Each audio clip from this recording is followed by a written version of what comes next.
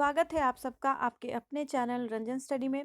Friends, GK GS का ये जो सीरीज चला रहे थे, ये अगला सीरीज आपका सीरीज नंबर 12 देख लेते हैं आज इसका।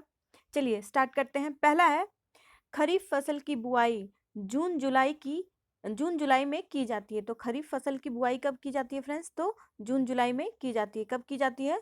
जून जुलाई में की जाती है। चलिए नेक्स्ट है, गन्ना, आलू, तंबाकू, सोयाबीन, चाय आदि कौन सी फसलें हैं? तो नकदी फसलें हैं, जिसको हम कहते हैं कि मतलब इसको उगाने के बाद इसको बेचा जाता है, नकदी फसलें हैं ये। चलिए अगला है, रबी फसल की बुआई अक्टूबर और नवंबर माह में की जाती है। रबी फसल की बुआई कब की जाती है? अक्टूबर और नवंबर माह में की जाती है। चलिए अगला है, कॉफ़ी में कैफ़ीन पाया जाता है। तो कॉफ़ी में क्या पाया जाता है? तो कैफ़ीन पाया जाता है। इसी तरह आप लोग याद रखें, कॉफ़ी क से स्टार्ट होता है, उसी तरह कॉफ़ी में क्या पाया जाता है? कैफ़ीन पाया जाता है। चलिए अगला है, 1 मेगाबाइट 1024 किलोबाइट के बराबर होता है। 1 मेगाबाइट कितने के बराबर होता है? तो 1024 बाइट के बराबर होता है। ये फ्रेंड्स आपका कंप्यूटर का क्वेश्चन हो जाएगा। चलिए अगला है, भारत में इंटरनेट की शुरुआत 1955 में हुआ था। तो भारत में इंटरनेट की शुरुआत कब हुई थी? तो 1955 में, याद रखेंगे इसको। चलिए अगला है, डीवीडी का पूर्ण रूप डिजिटल वीडियो डिस्क होता है। तो डीवीडी का फुल फॉर्म क्या होता है? डिजिटल वीडियो डिस्क होता है। चलिए नेक्स्ट है, राष्ट्रीय राष्ट्रीय सूचना विज्ञान केंद्र की स्थापना 1977 में की गई थी। कब की गई थी? राष्ट्रीय सूचना विज्ञान केंद्र की स्थापना 1977 में की गई थी। चलिए अगला है, प्रथम श्रेणी के कंप्यूटर में वाल्व का प्रयोग किया गया था। तो फर्स्ट जनरेशन कंप्यूटर में क्या यूज किया गया था? तो वाल्व का यूज किया गया था। चलिए अगला है, भारत में सर्वप्रथम सेल्युलर फोन सेवा 1995 ईस्वी में आरंभ हुई थी। सेल्युलर फोन की सेवा कब शुरू हुई थी इंडिया में?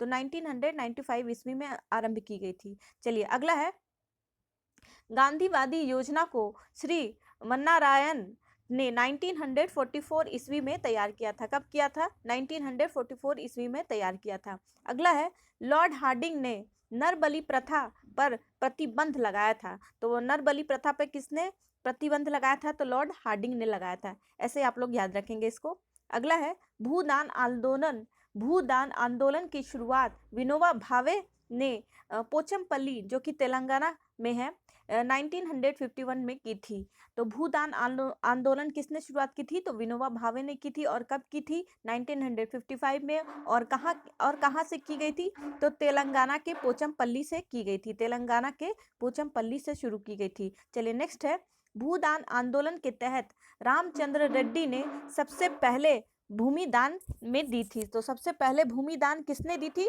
तो रामचंद्र रेड्डी ने दी थी। अपनी सबसे पहली भूमि जो दी थी, वो किसने दी थी? रामचंद्र रेड्डी ने सबसे पहले भूमि दान की थी। इसको याद रखेंगे फ्रेंड्स। चलिए अगला है, भारत में सहकारी बैंक का स्तर त्रिस्तरीय है। तो भारत में सहकारी बैंकों का जो स्तर है वो कितना है? वो 3 स्तरीय है, मतलब 3 स्टेप में है। ये हमारे बैंक जो भी हैं वो 3 स्टेप में है।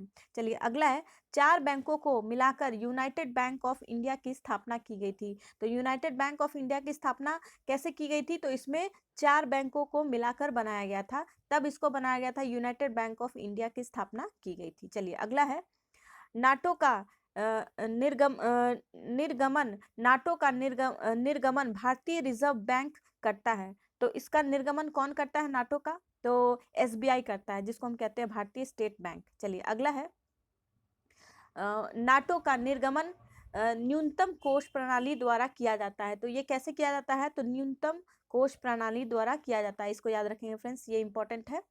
चलिए, नाटो भी आप लोग जानते हैं कि नाटो भी आजकल बहुत न्यूज़ में है, तो इससे रिलेटेड कोई भी चीज़ आप लोग याद रखेंगे। चलिए अगला है, पूरे विश्व में स्टेट बैंक ऑफ इंडिया की शाखा सबसे अधिक है। तो पूरे विश्व में स्टेट बैंक ऑफ इंडिया की जो ब्रांचेज है वो सबसे अधिक है। क्या है? तो सबसे अधिक है। चलिए नेक्स्ट है, स्टेट बैंक की सहायता के लिए एसोसिएट बैंक की स्थापना 1958 ईस्वी में की गई थी। तो स्टेट बैंक की सहायता करने के लिए, हेल्प करने के लिए एसोसिएट बैंक की स्थापना की गई थी। कब? 1958 में की गई थी।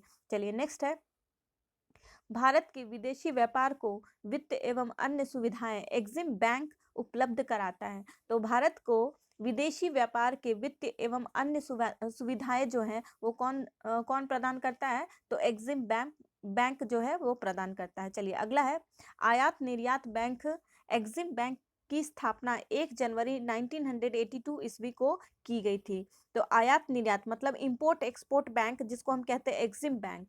एग्जिम बैंक का काम होता है, ये इंपोर्ट और एक्सपोर्ट को सपोर्ट करता है। तो इसकी स्थापना कब की गई थी? 1 जनवरी 1982 ईस्वी को की गई थी। और एग्जिम बैंक का रिलेशन किससे है? तो एक्सपोर्ट और इंपोर्ट से रिलेटेड है। ये आप लोग याद रखेंगे फ्रेंड्स, ये इकोनॉमी का क्वेश्चन है। चलिए अगला है, देश का सबसे बड़ा फील्ड संगठन भारतीय जीवन बीमा निगम, भारतीय जीवन बीमा निगम है, जिसको हम कहते हैं LIC कहते हैं, life insurance corporation of India, जिसको हम कहते हैं LIC। ठीक है फ्रेंड्स, अगला देख लेते हैं, जानकी रमन समिति का संबंध प्रतिभूति घोटाला से है। तो जानकी रमन समिति का रिलेशन किससे है? प्रतिभूति घोटाले से। आप लोग याद रखेंगे इसको कि जानकी रमन समिति जो है उसका रिलेशन घोटाले से है। उसका किससे रिलेशन है? तो घोटाले से रिलेशन है। चलिए अगला है, पृथ्वी 4 जुलाई को, पृथ्वी जो है वो 4 जुलाई को सूर्य के सर्वाधिक दूरी पर रहता है। तो हमारा जो पृथ्वी है सूर्य से सबसे ज्यादा दूरी पर कब रहता है? तो 4 जुलाई को सबसे ज्यादा दूरी पर रहता है। चलिए अगला है, पृथ्वी पर अक्षांश रेखाओं की संख्या 180 है। तो पृथ्वी पर अक्षांश रेखाओं की संख्या कितनी है? तो 180 है। चलिए नेक्स्ट है, उत्तरी गोलार्ध में 23.5 डिग्री नॉर्थ को कर्क रेखा कहते हैं। तो उत्तरी गोलार्ध में 23.5 डिग्री नॉर्थ को हम क्या कहते हैं? तो कर्क रेखा कहते हैं। चलिए अगला है, पृथ्वी पर कुल 360 देशांतर रेखाएं खींची गई हैं। कितनी देशांतर रेखाएं खींची गई है? 360 देशांतर रेखाएं खींची गई हैं। चलिए अगला है, सालबाई की संधि 17 मई 1782 ईस्वी को ग्वालियर के समीप अंग्रेजों और मराठों के बीच हुई थी। तो सालबाई की संधि कब हुई थी? तो 17 मई 1782 को की गई थी। स से सालबाई, स से 17 और 1782, ऐसे करके आप लोग याद रखेंगे। और इसको कहाँ किया गया था? तो ग्वालियर के समीप अंग्रेजों और मराठों के बीच हुई थी। सालबाई की संधि कब हुई थी? एक बार फिर से आप लोग याद रखेंगे इसको, सालबाई की संधि 17 मई 1782 ईस्वी को ग्वालियर के समीप अंग्रेजों और मराठों के बीच हुई थी। क्या हुई थी? तो सालबाई की संधि। चलिए अगला है, हैदर अली का जन्म 1721 ईस्वी में बूदी कोट में हुआ था। तो हैदर अली का जन्म पूछ लेगा कहाँ हुआ था? तो बूदी कोट में हुआ था और 1721 ईस्वी को हुआ था। चलिए याद रखेंगे इसको। अगला है, रॉबर्ट क्लाइव के समय मुगल सम्राट शाह आलम द्वितीय था। तो रॉबर्ट क्लाइव के समय जो मुगल सम्राट था वो कौन था? शाह आलम द्वितीय था। कौन था? तो शाह आलम द्वितीय था। चलिए अगला है, द्वैध शासन व्यवस्था को 1772 ईस्वी में वॉरेन हेस्टिंग ने समाप्त किया था।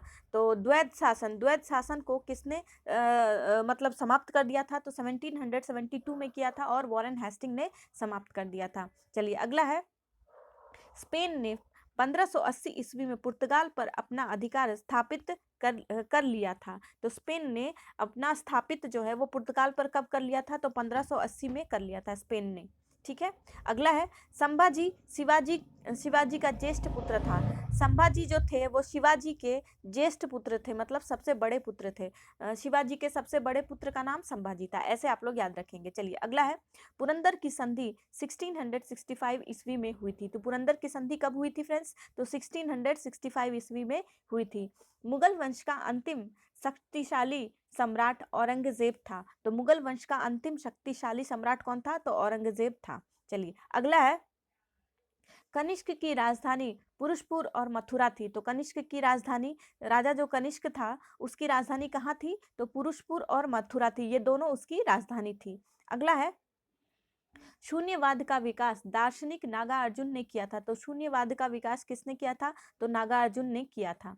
चलिए अगला देख लेते हैं, समुद्रगुप्त को भारत का नेपोलियन B.A. स्मिथ ने कहा था। तो समुद्रगुप्त को भारत का नेपोलियन किसने कहा था? तो V.A. स्मिथ ने कहा था समुद्रगुप्त को कि वो भारत का नेपोलियन है। चलिए अगला है, फाहियान भारत में 16 वर्षों तक रहा। तो पूछ लेगा आपसे, कभी कभी पूछा जाता है ये कि फाहियान जो भारत आया था वो भारत में कितने वर्षों तक रहा, तो 16 वर्षों तक रहा था फाहियान।